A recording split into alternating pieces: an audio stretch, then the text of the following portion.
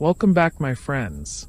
Tonight, we drift into the quiet chambers and echoing halls of the medieval upper class, a world of velvet, cold stone, and ritualized routine. Far removed from the hunger and hardship of the peasant's life, these nobles lived behind walls thick with secrets and ceremony. But luxury, as we'll see, often came wrapped in boredom, obligation, and the weight of appearances. If this slow unraveling of forgotten worlds speaks to you, a like and subscribe is always appreciated, only if it feels right. And let me know where and when you're listening. There's a quiet comfort in knowing we're all scattered across the globe, connected by shared curiosity. So ease into your surroundings. Let the lights dim, the noise fade, and allow this soft telling to guide you into sleep. We're entering a time where titles mattered more than talent, where every hour of the day was accounted for, and yet time still moved achingly slow. The morning mist clung to the battlements like a tired ghost, reluctant to abandon its post. In the year 1347, when the world was smaller and considerably more pungent, the great stone fortresses of Europe rose from their foundations with the stubborn permanence of mountains, though considerably less scenic. The air carried the mingled perfume of wood smoke, horse manure, and that peculiar medieval aroma of unwashed wool meeting dampness, a scent that would have sent modern tourists fleeing, but which medieval nostrils accepted with the resignation of the chronically unaware. These castles, these monuments to human ambition and architectural optimism, squatted across the landscape like elaborate stone prayers, their towers reaching toward heaven while their foundations remained firmly planted in earthly practicalities. The walls, thick enough to house entire families within their breadth, had been built by men who understood that neighbors were best kept at a comfortable distance, preferably beyond the range of arrows and catapults. Within these walls, a curious ecosystem thrived. The great hall stretched like a cavern of hewn stone, its rafters blackened by decades of hearth smoke, its floors worn smooth by countless feet treading the same paths day after day, year after year. Tapestries hung from the walls, their colors muted by time and smoke, depicting scenes of heroic hunting and unlikely saints performing improbable miracles. These textile narratives served both as decoration and insulation, though they performed neither function with particular distinction. The castle's daily symphony began before dawn. The roosters, those feathered alarm clocks of the pre-industrial world, announced the arrival of another day with the enthusiasm of creatures who had never learned the virtue of sleeping in. Soon after, the great wooden doors would creak open on their iron hinges, a sound that could wake the dead, though it rarely woke the servants, who had developed a remarkable ability to sleep through anything short of actual siege. The kitchens, located at a strategic distance from the living quarters to prevent the entire structure from burning down during particularly ambitious feast preparations, began their daily transformation from cold stone chambers into blazing infernos of culinary ambition.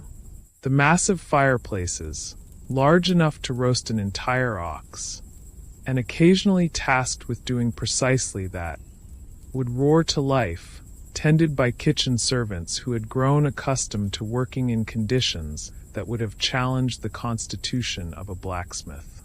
Outside the castle walls, the world continued its ancient rhythms. Fields stretched toward distant forests, their boundaries marked by hedgerows and stone walls that had been placed there by men whose great-grandfathers' great-grandfathers had also moved stones into roughly the same positions. The peasant villages clustered around the castle like chicks around a particularly large and stone-hearted hen, their thatched roofs and timber frames creating a patchwork of human habitation that had changed little in centuries. The roads, such as they were, wandered through this landscape with the casual indifference of paths that had begun as animal tracks and had never quite recovered from their humble origins. Merchants' carts creaked along these thoroughfares, their wheels finding every rut and stone with the unerring accuracy of objects governed by the ancient laws of maximum inconvenience. The merchants themselves, wrapped in cloaks and optimism, carried news, goods, and diseases from one settlement to another, serving as the medieval equivalent of Internet, Amazon, and pandemic all rolled into one remarkably hardy and frequently unwashed package. Churches dotted the landscape like stone flowers, their bell towers rising above the surrounding fields with the quiet confidence of structures built to outlast their builders. The bells themselves, cast in bronze and blessed by priests who understood the importance of divine acoustics, marked the hours with a persistence that made the modern alarm clock seem like a gentle suggestion. These bronze voices called the faithful to prayer, announced births and deaths, and warned of approaching dangers with the same sonorous authority they had wielded for generations. The forests, those vast green realms that began where human ambition ended, harbored mysteries that the medieval mind preferred not to contemplate too closely after dark. Ancient trees stood like pillars in a cathedral of leaves, their roots extending deep into soil that had been accumulating secrets for centuries. Wolves moved through these shadows with the silent efficiency of creatures who had learned to avoid human habitation, while maintaining their option to reconsider this policy if sufficiently motivated by hunger. Rivers wound through this landscape like silver threads, carrying messages, goods, and the occasional unfortunate traveler toward distant destinations. Water mills turned with the patient persistence of machines operated by the most reliable power source medieval technology had managed to harness. The wheels creaked and groaned, grinding grain into flour while providing a mechanical rhythm that complemented the organic symphony of rural life. The lord of the castle rose not with the sun, but slightly after it, in a timing that suggested both respect for celestial authority and a certain aristocratic reluctance to appear overly eager about the business of daily existence. His chamber, furnished with the medieval equivalent of luxury, which is to say, slightly less uncomfortable than sleeping on the floor, occupied a privileged position in the tower, offering views of his domain that reminded him daily of both his responsibilities and his mortality. The process of dressing a medieval noble resembled nothing so much as the preparation of a night for battle, though the enemy in this case was merely the day ahead. Layer upon layer of clothing accumulated on the lord's frame. The linen undergarments that served as the first line of defense against both cold and the somewhat aggressive texture of outer garments. The hose that covered his legs with the thoroughness of a textile straitjacket. The tunic that proclaimed his status through its quality and its impracticality for any form of actual labor. His lady, in her own chambers, underwent a similar transformation, though her process involved considerably more complexity and significantly more assistance. The elaborate headdresses that crowned medieval noble women required the architectural skills of a master builder and the patience of a saint. Her gowns, trailing behind her like fabric rivers, served both as fashion statements and as effective barriers to rapid movement, a feature that may have been intentional, given the medieval preference for dignified, measured progress over anything resembling haste. The morning ritual of breaking the fast took place in the great hall, where the lord and lady occupied their elevated positions at the high table like actors performing a daily play for an audience of retainers, servants, and the occasional visiting dignitary who had timed their arrival with the precision of someone motivated by the prospect of a free meal. The food itself, bread, ale, perhaps some preserved meat if the seasons had been kind, arrived on wooden trenchers that had served similar purposes for generations, their surfaces polished smooth by countless meals and cleanings. Conversation at the high table followed patterns as established as the placement of the salt cellars. News from neighboring domains filtered through the formal courtesy of medieval discourse. Who had married whom, which crops had failed, what diseases were making their leisurely progress through the countryside, and which nobles had recently discovered that their understanding of loyalty was not universally shared by their vassals. These topics were discussed with the measured calm of people who had learned that emotional investment in matters beyond their immediate control was a luxury they could ill afford. After the morning meal, the Lord's day fragmented into a series of obligations that had accumulated around his position like barnacles on a ship's hull. Petitioners approached with the cautious optimism of people who understood that justice, like mercy, was subject to the mood and disposition of its dispenser. Disputes between tenants required the sort of diplomatic finesse typically associated with international negotiations, though the stakes were often higher. The right to graze sheep on a particular hillside could determine whether a family prospered or spent the winter discovering new depths of hunger. The ladies' responsibilities, while different in their particulars, were no less demanding. The management of the household staff required skills that would have impressed modern corporate executives. The coordination of dozens of individuals with varying levels of competence, motivation, and personal hygiene into a functioning unit capable of maintaining the complex ecosystem of castle life. The production of textiles, spinning, weaving, embroidering, occupied the hands while the mind attended to the subtle politics of maintaining harmony among women who spent their days in close proximity with limited opportunities for escape. The afternoon brought different obligations.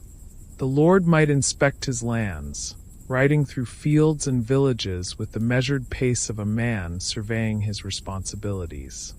The peasants working in these fields would pause in their labors to offer the sort of respectful acknowledgement that had been refined over generations of practice. These interactions followed scripts as ancient as the relationship between those who owned land and those who worked it. Inquiries about the health of crops, families, and livestock, updates on the condition of roads, bridges, and buildings, the gentle extraction of information about anything that might affect the smooth operation of the domain. Evening descended with the reliable punctuality of a natural phenomenon untroubled by human ambition. The great hall transformed as candles and torches pushed back the darkness, creating pools of warm light that made the vast space feel almost intimate. The evening meal arrived with considerably more ceremony than its morning predecessor, accompanied by entertainment that ranged from the sophisticated, traveling minstrels who could coax music from instruments with the sort of skill that suggested years of practice and natural talent, to the merely diverting, jesters whose humor had been carefully calibrated to amuse without offending the delicate sensibilities of their aristocratic audience. The day concluded with prayers, offered in the castle's chapel with the sort of devotion that reflected both genuine faith and a practical understanding that maintaining good relations with the divine was simply sound policy. The noble couple retired to their chambers as the castle settled into its evening rhythm, a complex symphony of sounds that included the final conversations of servants completing their duties, the distant lowing of cattle, and the eternal whisper of wind through stone corridors that had witnessed countless such evenings and would witness countless more. The castle's relationship with food resembled a complex diplomatic negotiation between aspiration and reality, conducted 3 times daily with the solemnity of a religious ceremony and the unpredictability of a military campaign. The kitchen, that subterranean realm of controlled chaos, operated according to principles that had been refined through centuries of trial and error, though the emphasis remained heavily on the error side of the equation. The cook, a figure of considerable authority within the castle hierarchy, possessed knowledge that bordered on the alchemical. The transformation of raw ingredients into something approaching edibility required not merely skill, but a deep understanding of the mysterious properties of meat that had been hanging in the larder for a duration that fell somewhere between well-aged and actively concerning. The medieval palate, fortified by years of exposure to flavors that would send modern taste buds fleeing for sanctuary, had developed a remarkable tolerance for culinary adventures. Spices occupied a position in medieval cuisine similar to that of precious metals in the economy. Rare, valuable, and capable of transforming the most unpromising raw materials into something approaching luxury. Pepper, that black gold of the spice trade, could rescue a dish from the depths of culinary mediocrity, though its cost meant that such rescue missions were reserved for occasions of particular importance. The other spices, cinnamon, ginger, cloves, arrived in the castle like exotic visitors from distant lands, bearing with them the mystique of journeys across continents and the practical ability to mask the sort of flavors that developed in meat stores during extended periods of what charitable observers might call preservation. The great hall's dining arrangements reflected the medieval understanding that meals were not merely about nutrition, but about the visible demonstration of social order. The high table, elevated both literally and metaphorically above the rest of the hall, served as a stage upon which the daily drama of aristocratic life played out. The lord and lady, flanked by their most honored guests, consumed their meals under the watchful eyes of their household, creating a performance that reinforced the natural order of things with each carefully observed bite. The lower tables, arranged with the geometric precision of a military formation, accommodated the castle's extended family of retainers, servants, and assorted hangers-on according to a complex protocol that had been developed over generations. The seating arrangements communicated subtle messages about favor, status, and current levels of trust with the efficiency of a well-designed information system. A minor adjustment in placement could signal a change in fortune as clearly as any formal announcement. The service of the meal itself followed choreographed patterns that had been perfected through years of practice. Servants moved through the hall with the careful coordination of dancers, bearing dishes that represented the kitchen's daily attempt to transform the contents of the larder into something worthy of aristocratic consumption. The presentation of each course followed established protocols. The carving of meat at the high table required skills that approached the artistic, while the distribution of bread carried symbolic weight that extended far beyond its nutritional value. The medieval understanding of nutrition operated according to principles that modern science would find intriguingly creative. The theory of humors, the belief that all foods possessed qualities that affected the balance of the body's internal systems, guided meal planning with the authority of established medical knowledge. Hot foods balanced cold temperaments, dry foods countered excessive moisture, and wet foods provided relief from conditions of inappropriate dryness. The cook, therefore, served not merely as a preparer of food, but as a practitioner of preventive medicine, adjusting the menu to maintain the bodily harmony of the castle's inhabitants. The procurement of ingredients followed seasonal rhythms that had governed human nutrition since the development of agriculture. Spring brought tender vegetables and the first fresh herbs, their arrival celebrated with the enthusiasm of people who had spent the winter months discovering new depths of appreciation for preserved foods. Summer's abundance created a temporary paradise of fresh produce, berries, and dairy products that provided a brief respite from the castle's usual diet of stored grains and aged meats. Autumn's harvest transformed the castle into a hive of preservation activity, as the kitchen staff worked with the desperate efficiency of people who understood that winter's survival depended entirely on their current efforts. Meat was salted, smoked, and hung in the castle's cool storage areas. Vegetables were pickled, dried, and stored in underground chambers that maintained the sort of consistent temperature that made them suitable for both food storage and the occasional emergency wine cellar. Winter brought the season of preserved foods, when the castle's inhabitants rediscovered their relationship with ingredients that had been transformed by time and preservation techniques into substances that bore only a passing resemblance to their original forms. The medieval palate, seasoned by necessity, found satisfaction in flavors that had been altered by months of careful storage. The cook's skill during these months lay not in the preparation of fresh ingredients, but in the creative combination of preserved foods into combinations that provided both nutrition and something approaching pleasure. The beverages that accompanied these meals reflected the medieval understanding that water, while abundant, was not always entirely trustworthy. Ale and wine served not merely as sources of refreshment, but as reliable alternatives to water sources that might harbor the sort of microscopic inhabitants that the medieval medical system was not equipped to handle. The brewing of ale had developed into a cottage industry that employed the surplus grains of good harvests, while providing a beverage that offered both sustenance and the mild consolation of alcohol. The castle's daily existence revolved around a complex series of performances, each designed to reinforce the invisible bonds that held medieval society together with the tenacity of well-seasoned rope.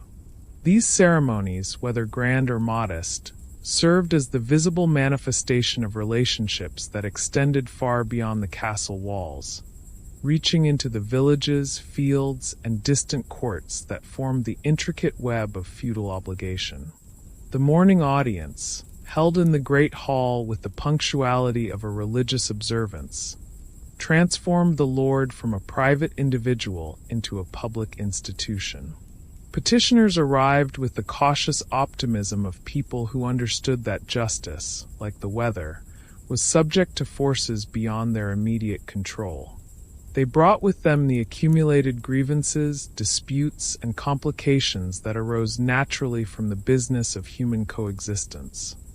Boundary disputes that had festered for generations, accusations of livestock theft that threatened to escalate into blood feuds, and marriage negotiations that had become entangled in questions of property rights and family honor. The Lord's responses to these petitions required the sort of diplomatic finesse typically associated with international negotiations, though the consequences of failure were often more immediate and personal. A poorly considered judgment could transform a minor disagreement between neighbors into a vendetta that would outlast the judge who had rendered it. The art of medieval justice lay not in the application of abstract legal principles, but in the careful balancing of competing interests, family loyalties, and practical considerations that would allow all parties to retreat from the confrontation with their dignity reasonably intact. The ladies' corresponding duties, while conducted with less public fanfare, were no less politically significant. The management of the castle's female staff required navigation through personal relationships that had been complicated by years of proximity, shared confidences, and competing loyalties. The production of textiles, spinning, weaving, embroidering, provided opportunities for the sort of informal diplomacy that could resolve conflicts before they reached the point of requiring formal intervention. The careful distribution of privileges, responsibilities, and small favors created a network of obligation and gratitude that served as the foundation of household harmony. The afternoon brought opportunities for the sort of ceremonial activities that reinforced the castle's connections with the broader world. Visiting dignitaries arrived with the regularity of migratory birds, bringing news, gifts, and the sort of diplomatic complications that required careful handling. These visitors represented the far-reaching network of relationships that sustained the feudal system. Overlords who required demonstrations of loyalty, peers who sought alliances, and subordinates who hoped to improve their positions through the time-honored tradition of flattery delivered with sufficient subtlety to avoid obvious insincerity. The entertainment of these guests followed protocols that had been refined through generations of practice. The hunt, that peculiar combination of sport, diplomacy, and ecological management, provided opportunities for informal conversation while demonstrating the host's ability to provide both excitement and hospitality. The medieval hunt served multiple purposes. It reduced the population of animals that competed with human agriculture. It provided fresh meat for the castle's table. And it created an environment where men could discuss sensitive topics while maintaining the pretense of focusing on the pursuit of game.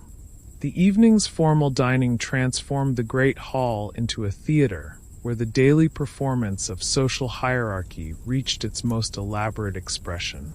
The service of the meal followed choreographed patterns that had been perfected through years of practice, with each course arriving at precisely the moment calculated to maintain the rhythm of conversation while demonstrating the kitchen's ability to coordinate complex operations. The presentation of food became a form of communication, with the elaborateness of preparation and presentation reflecting the importance of the occasion and the status of the guests. The entertainment that accompanied these meals ranged from the sophisticated to the merely diverting. Traveling minstrels brought news from distant courts disguised as songs, their lyrics carefully crafted to inform while entertaining. The stories they told served as both recreation and education, transmitting the sort of cultural knowledge that bound the aristocratic class together across the geographical distances that separated their domains. These performances created a shared vocabulary of references, heroes, and moral lessons that could be invoked in conversation with the confidence that they would be understood and appreciated. The religious observances that punctuated the castle's daily routine served both spiritual and political purposes. The chapel, with its soaring architecture and carefully maintained religious artifacts, provided a space where the temporal and eternal hierarchies could be simultaneously acknowledged. The daily prayers, offered with the participation of the entire household, reinforced the understanding that earthly authority existed within a cosmic framework that extended far beyond the castle walls. The seasonal celebrations that marked the passage of the year provided opportunities for the sort of elaborate pageantry that demonstrated the castle's prosperity while creating memories that would bind the community together through the less festive periods of daily routine. These celebrations followed ancient patterns that connected the castle's inhabitants with rhythms that had governed human life long before the construction of stone fortifications and the development of feudal obligations. The year 1348 arrived with the unremarkable punctuality of a calendar that had not yet learned to anticipate the sort of historical significance that would later attach to its passage. The winter had been harsh enough to remind everyone of their dependence on stored provisions, but not so severe as to create the sort of desperation that led to uncomfortable conversations about rationing. The spring planting had proceeded according to the agricultural wisdom that had sustained the region for generations, though the unusually large number of dead rats discovered in various locations had provided fodder for the sort of casual conversation that medieval people used to fill the spaces between more pressing concerns. The merchant who arrived at the castle in late spring brought with him the usual collection of goods, news, and microscopic passengers that were standard features of medieval commerce.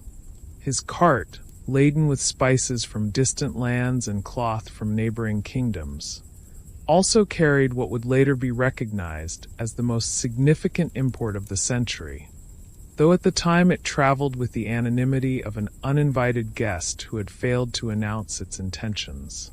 The merchant himself appeared healthy enough, though he had developed a slight cough during his journey that he attributed to the dust kicked up by his cart's wheels on the poorly maintained roads. The first signs of what would later be called the Black Death appeared with the subtle persistence of a problem that preferred to establish itself thoroughly before revealing its true nature. The cook's assistant, a young woman whose robust health had previously been her most notable characteristic, developed a fever that she initially dismissed as the natural consequence of working in the castle's perpetually overheated kitchen. The fever was accompanied by a collection of symptoms that, while individually unremarkable, combined to create a medical mystery that the castle's limited understanding of disease was not equipped to solve. The castle's approach to medical care reflected the medieval understanding that illness resulted from an imbalance of the body's natural humors, complicated by the possible intervention of divine will, malevolent spirits, or the sort of moral failings that attracted cosmic punishment. The treatment of disease therefore required a combination of herbal remedies, dietary adjustments, prayer, and the sort of optimistic patience that hoped the patient's constitution would prove stronger than whatever force had chosen to challenge it. The spreading of the disease through the castle followed patterns that medieval understanding of contagion was not equipped to predict or prevent. The close quarters that made the castle efficient as a defensive structure proved less advantageous when dealing with an enemy that traveled through the air with each breath, cough, and conversation. The Great Hall, where the castle's inhabitants gathered for meals, prayers, and evening entertainment, provided ideal conditions for the sort of social interaction that the disease found conducive to its own social agenda. The Lord's initial response to the mounting crisis reflected the medieval nobleman's understanding that leadership required the projection of calm authority, even in circumstances that challenged the limits of human comprehension. His daily audiences continued with the regularity of a religious observance, though the petitioners now brought concerns that extended beyond the usual disputes over property rights and livestock ownership. The questions they posed about the meaning of suffering, the justice of divine will, and the practical management of communities where increasing numbers of essential workers had become unavailable for essential work, required answers that extended beyond the Lord's traditional areas of expertise. The ladies' management of the castle's domestic arrangements adapted to circumstances that had not been covered in the informal education that had prepared her for aristocratic life.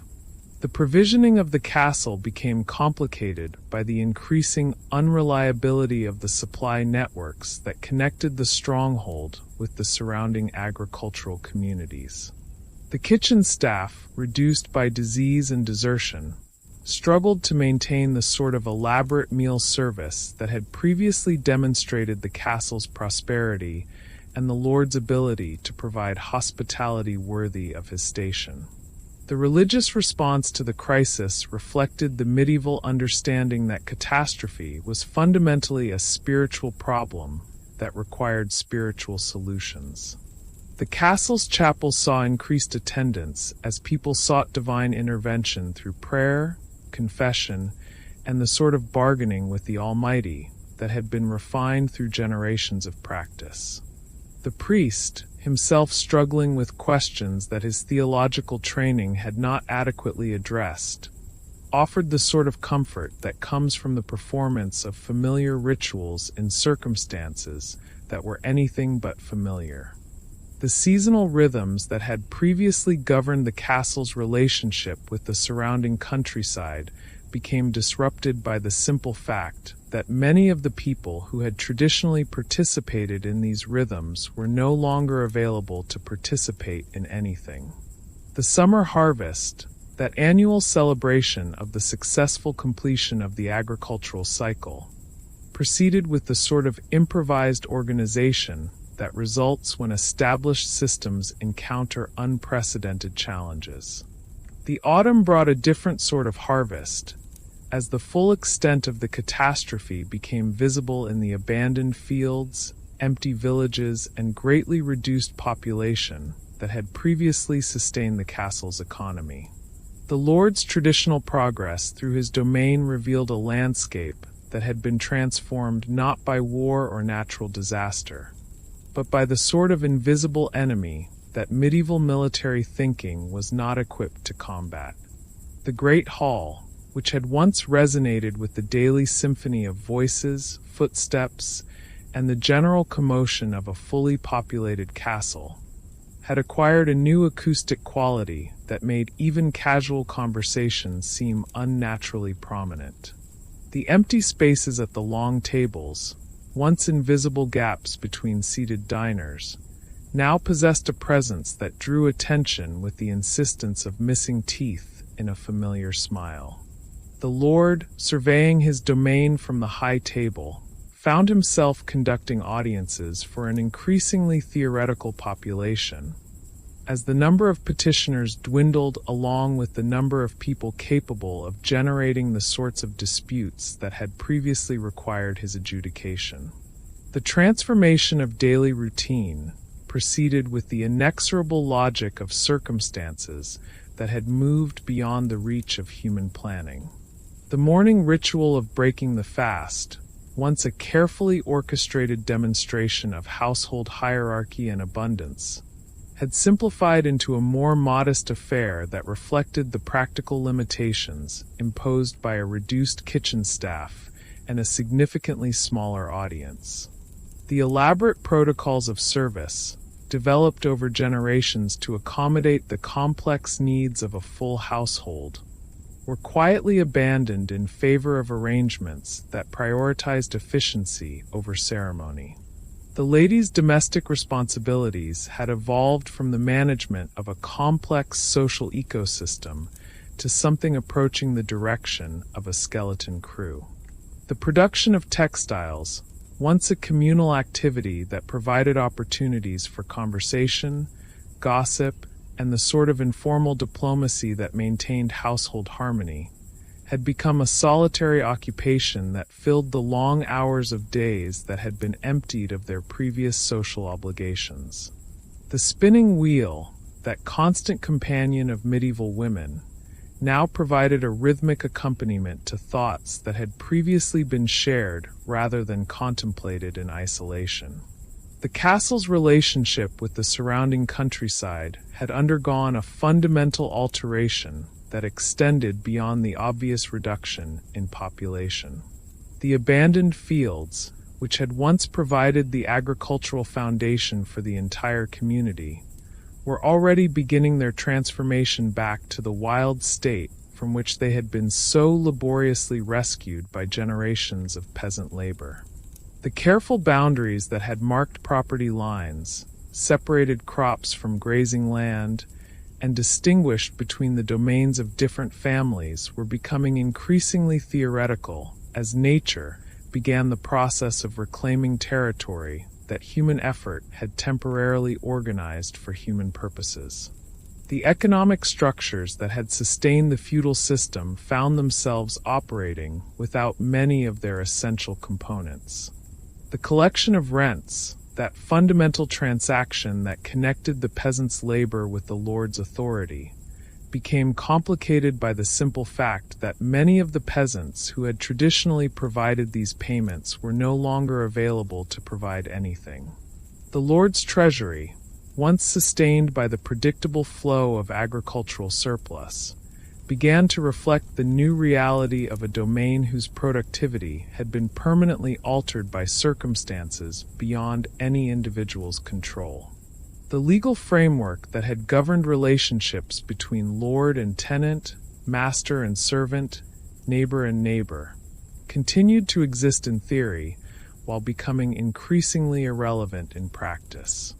The elaborate protocols that had been developed to handle disputes, crimes, and the general business of human coexistence found themselves addressing a much reduced population whose remaining members had developed a heightened appreciation for the value of cooperation and a corresponding reluctance to engage in the sorts of conflicts that had previously provided regular employment for the judicial system.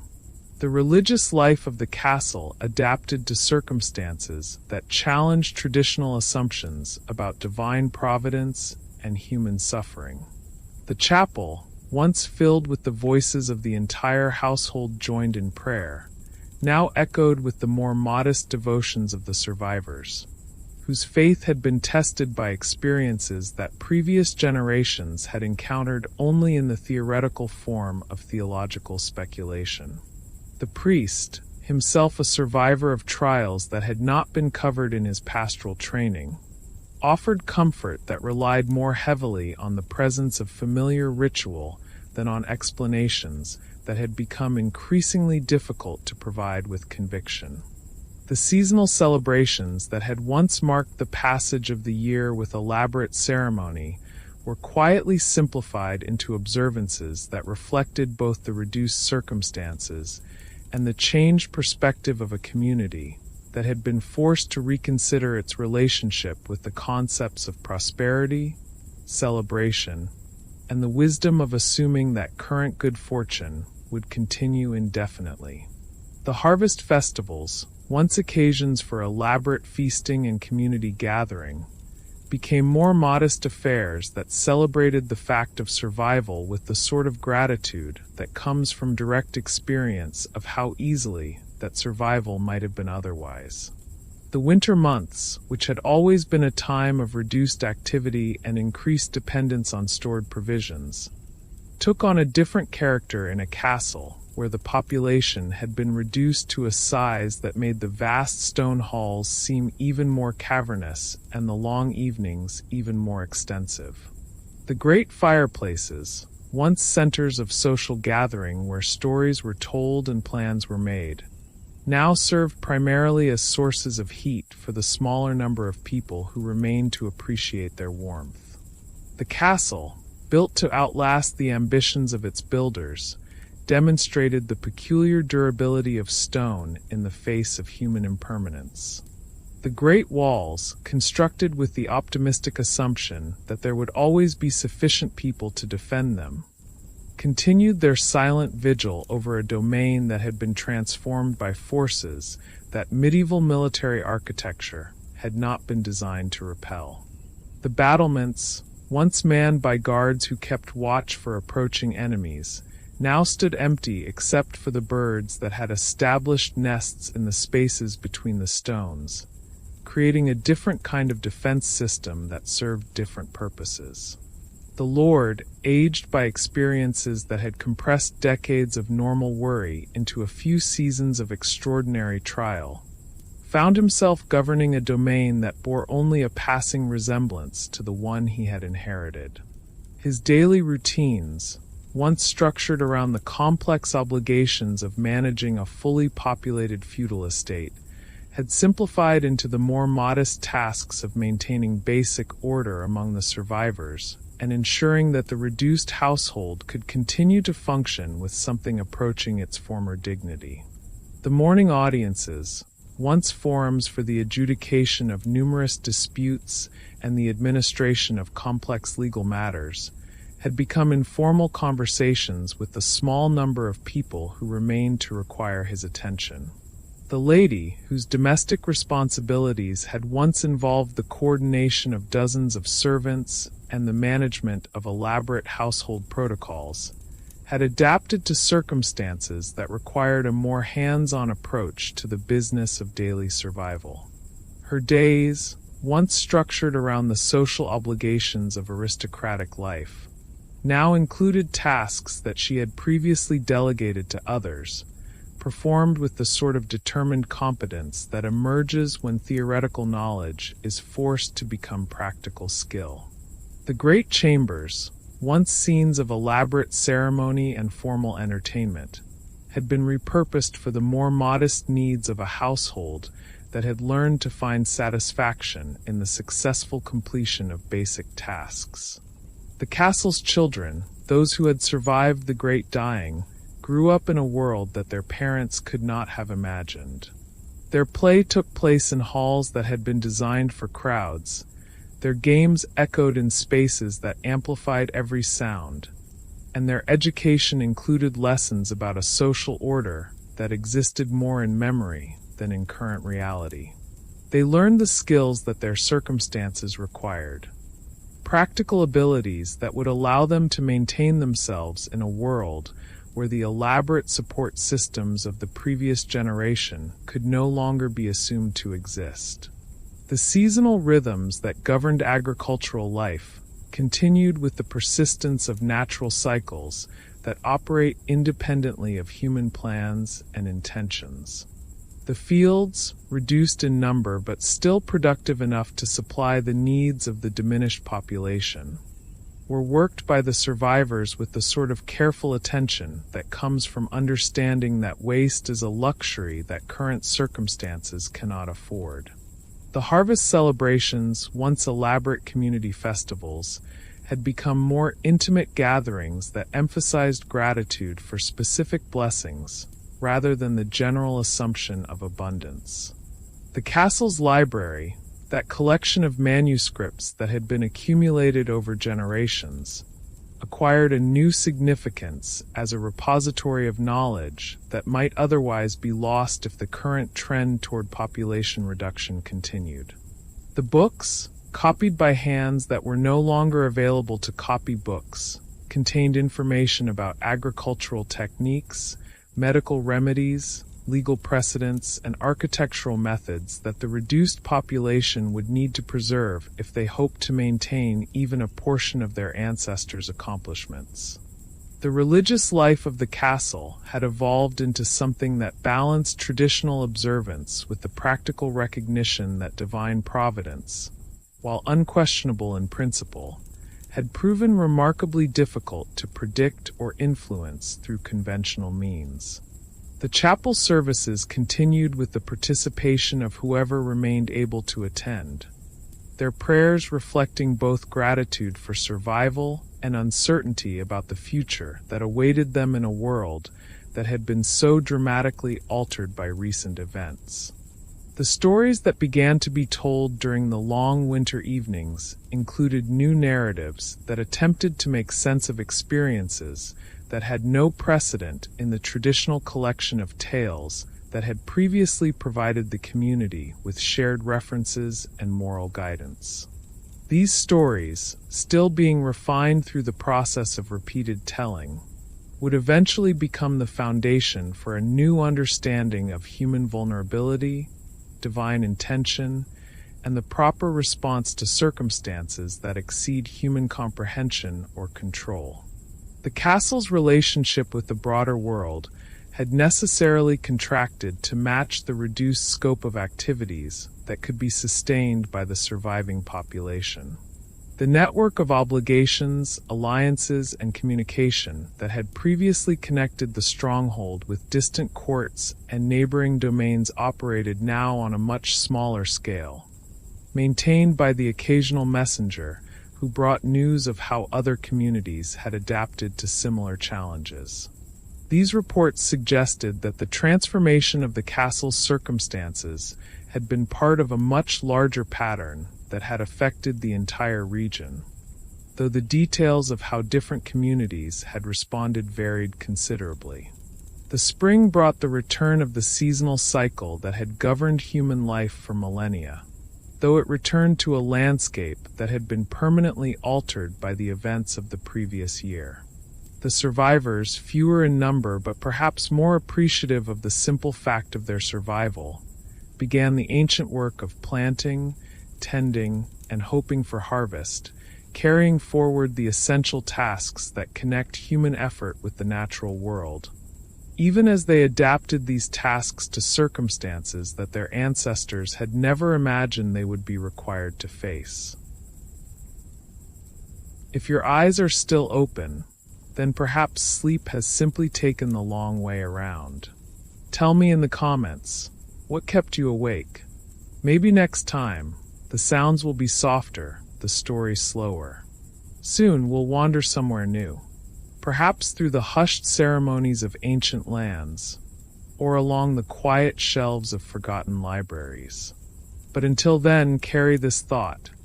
Every ease we know today was built on the quiet endurance of those who came before, people who bore far more than we'll ever see. Rest easy if you can. And remember, the past never truly sleeps. It lingers, waiting to be heard by those willing to listen.